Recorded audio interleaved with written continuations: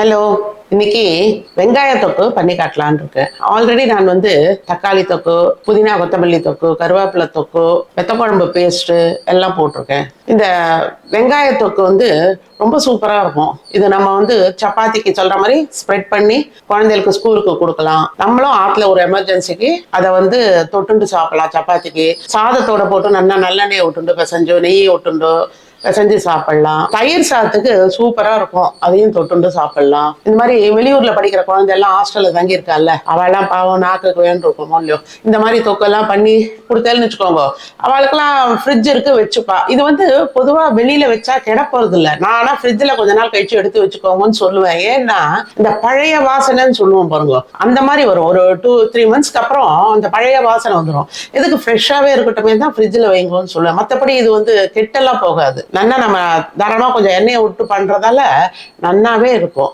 இப்போ இந்த வெங்காய தொக்குக்கு தேவையான சாமான்லாம் சொல்றேன் பாருங்க. சின்ன வெங்காயம் நான் ஒரு 1/2 கிலோ திட்டத்துக்கு எடுத்து அந்த தலையும் வாலும் தண்ணியில நெருக்கி போட்டு அதை உரிச்சு எடுத்து வச்சிருக்கேன். நீட்டா தண்ணி இல்லாம அதை பாருங்க. இருந்தாலும் ஒன்றும் ஆகாது, இருந்தாலும் சொத சொதான்னு பண்ணிக்க வேண்டாமே தான். ஒரு 1/4 கிலோ திட்டத்துக்கு புளியை லைட்டா வெந்நீர்ல ஊற வச்சு வச்சிருக்கேன். இதுல கொட்டை கோதெல்லாம் ஒன்றும் இல்லை, நீட்டா இருக்கு இந்த புளி. அப்படி உங்களுக்கு டஸ்டா இருக்க மாதிரி உங்களுக்கு தோணித்துன்னா நீங்க நல்லா கரைச்சி புளிக்காய்ச்சலுக்கு வச்சுக்கிற மாதிரி கெட்டியா வச்சுக்கோங்க. தேவையான அளவு உப்பு, வெறும் மிளகா அப்படி, கட்ட மிளகா அப்படி, கடுகு, வெந்தய பொடி, மஞ்சள் பொடி, நல்லெண்ணெய், இதுதான் இதுக்கு தேவையான பொருட்கள். ஃபர்ஸ்ட் இந்த மாதிரி ஒரு பெரிய நல்ல கனமான ஒரு பேன் எடுத்தா வச்சுக்கோங்க. இல்ல கனமான வானலி, இல்ல ஒரு குக்கர், எவர்சிலர் குக்கர், அது மாதிரி அடி கனமான பாத்திரமா வச்சுட்டு சிம்மில் வச்சு பண்ணோம்னு வச்சுக்கோங்க. நல்லா ஒரு 2 கரண்டி எண்ணெய் விட்டுருக்கேன். கடுகு, நறுக்கி வச்ச சின்ன வெங்காயம்,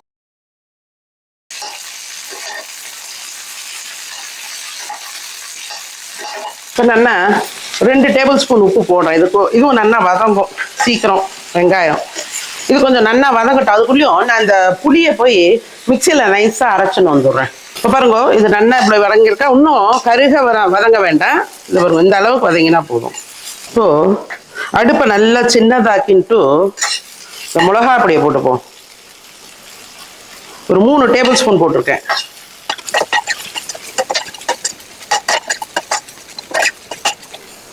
ஒரு வதக்கிண்டு இப்போ பாருங்க, இதை பேஸ்ட்டாக அரைச்சுன்னு வந்திருக்கேன். அதை போட்டுடலாம். அதில்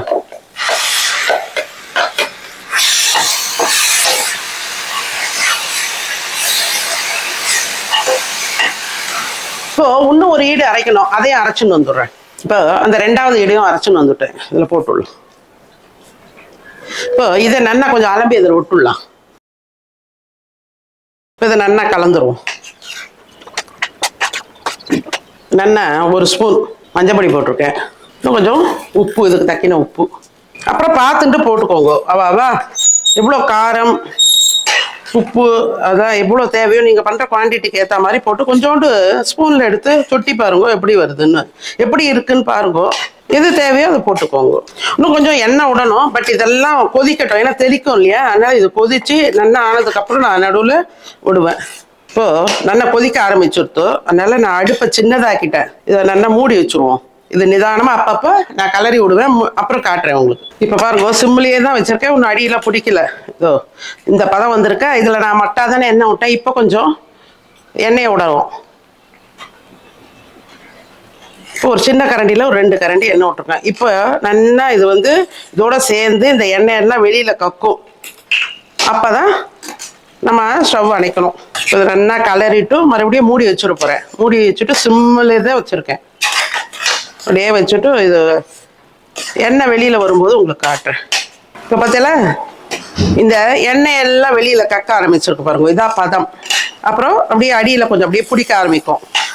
இது வெளில வருது பாருங்க, விட்ட எண்ணெய் எல்லாம். இப்போ ஸ்டவ் அணைச்சிட வேண்டியதுதான். இப்போது இறக்கிறதுக்கு முன்னாடி வெந்தய பொடி நல்லா ஒரு ஸ்பூன் போட்டிருக்கேன். இதுக்கு நான் நிறைய பண்ணிருக்கிறதால ஒரு ஸ்பூன் போட்டிருக்கேன். இதெல்லாம் ப்ரெசர்வேட்டிவ் உங்களுக்கு, இந்த வெந்தய பொடி. இதுக்கு பெருங்காயம் வெல்லம்லாம் வேண்டாம். பெருங்காயம் போட்டாலும் தெரிய போகிறது இல்லை, ஏன்னா வெங்காயம் ஃப்ளேவர் தானே இல்லையா. வெல்லம் வேண்டாம், ஆல்ரெடி இந்த சின்ன வெங்காயம் திதிக்கும். அதனால் இது பிறகு இப்படி ஷாயின்ட்டு நல்லா வந்திருக்கா. அவ்வளோதான், நான் அடுப்பை அணைச்சிட போகிறேன். வெங்காய தொக்கு ரெடி. இந்த வெங்காய தொக்கு ட்ரை பண்ணுறவா ஃபர்ஸ்ட் மட்டா சின்ன நெல்லிக்காய் அளவு எடுத்துக்கோங்க. ஒரு 100 கிராம் சின்ன வெங்காயம், ஒரே ஒரு ஸ்பூன் மட்டை காரத்துக்கு தக்கின மாதிரி மிளகா பொடி, அதை போட்டு ட்ரை பண்ணி பாருங்க. எப்படி வந்ததுன்னு எல்லாரும் கமெண்ட்ல போடுங்க. என்னோட வீடியோஸ்லாம் பிடிச்சிருந்தா லைக் பண்ணுங்க. ஃப்ரெண்ட்ஸ் அண்ட் ரிலேட்டிவ்ஸ்க்கு ஷேர் பண்ணுங்க. சப்ஸ்கிரைப் பண்ணாதால சப்ஸ்கிரைப் பண்ணுங்க. தேங்க்யூ.